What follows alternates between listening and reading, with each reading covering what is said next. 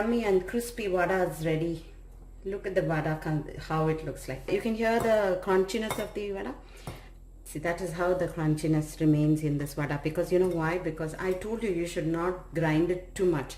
Keep the vada consistency of grinding to that like the suji like consistency. Then after that, when you make the vada will be like crisp. I don't know how I can show it to you all.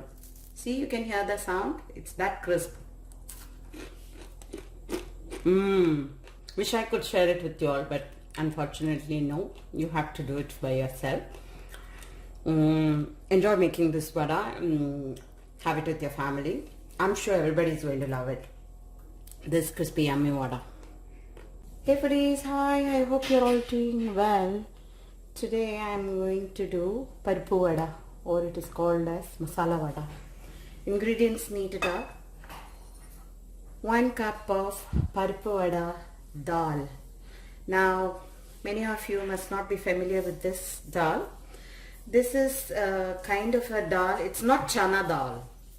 I think it's called fava bean. It's like that. I'll show it much closer. There's a lot of difference between a Chana Dal and this.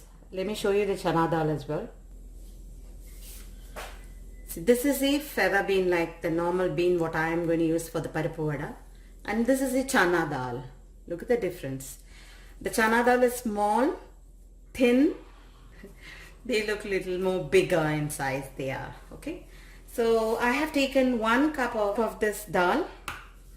Then I have taken 1.5 onions, few curry leaves here, few coriander leaves here, green chilies, some piece of ginger here. Now I am going to soak this for 2 hours and then grind. In my case, I'm going to put it in a food processor. So what happens is, for me, when I grind it, I will show you my consistency, how it will be. It will be not like a paste, like how when you do it in a mixie, the entire mix of this becomes like paste like. If you pulse it also, some remain unmashed like, right? So I will show you how I am doing it. So because I am doing it on the food processor, I might need about anything between 1/4 cup, less than 1/4 cup of the besan powder. That is to give it a good binding. If you are mixing it in a mixie, you don't have to use this powder at all. This is optional, okay?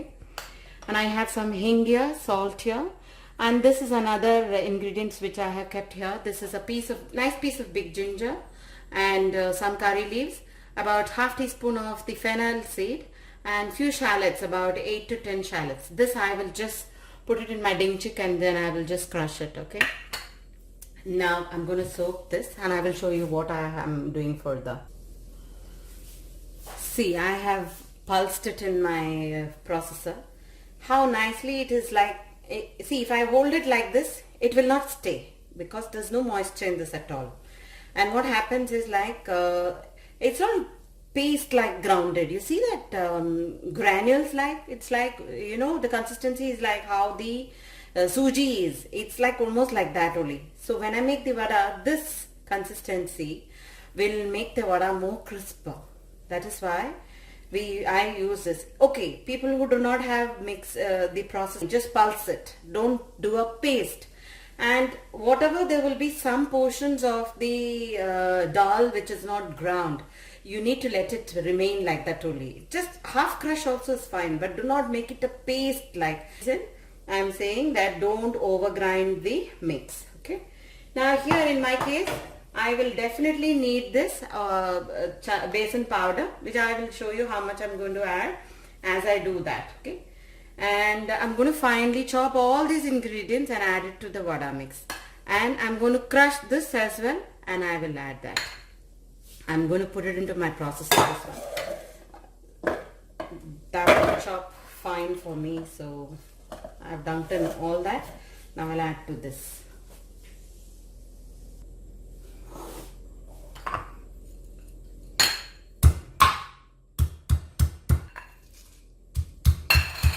Let me crush all of them. Okay, I have crushed that. If you're using Indian ginger, be careful, don't use such big pieces. You can use very small pieces of the ginger, because those are very spicy, and the ginger is very, very good, unlike the Chinese ginger. Okay. Now here I have crushed that, and also I have added that. I'm going to add in some bit of the hing, and I'm going to give it a mix. I haven't added salt. I will add the salt. Okay. I have mixed it very well. Now what has happened, the salt is generating with the onion, when they both got mixed in this, they generate a bit of water, like, the moisture forms on its own. But still you see my mix. If I am holding it, it won't stay. The moment I make it like this, it's breaking. So that is the reason I will be adding the basin here. I don't have to add too much of basin. See, when I show you, little bit only I added basin, now one there. See now how nicely it will stay. See, that is why I am adding basin. That's only optional if you are using a processor. Otherwise, normal people who are grinding in the mixie don't use this, because that will be fair enough for you to use the mixie paste, the grounded masala with the ingredients. When you add, it will be just perfect, because dal must have, over the 2 hours or 3 hours that we soaked, they must have absorbed a lot of water in it, and then that's more than enough for the vada to remain nice. So here you see, I am just going to press this like this. It's enough for me. This much of consistency is more than enough for me. I'll just show you, see how I will do. Okay, see, it stood. So this much is enough for me, and I didn't use the entire basin also. I have left out with some here. Now I will let it sit for about 10 minutes, and then I will prepare the vadas. I have heated the oil, and to it I am adding the vada. I'll show you what is the size of the vadas that I am taking. Just bear with me 2 minutes, because the oil is very hot. Let me add all of it, then I will show you all how I am doing it in the next batch.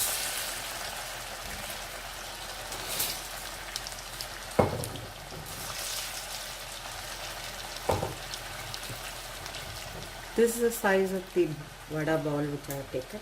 I am doing it just like this. Thin ones, small ones. Size of a lime. Just press it like this. Give it a good shape. Oil is very hot. Showing you like this.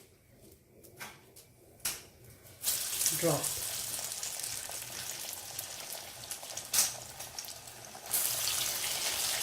Fry both the sides well, nice crisp, and take it out. I'll show you the first batch what I have done.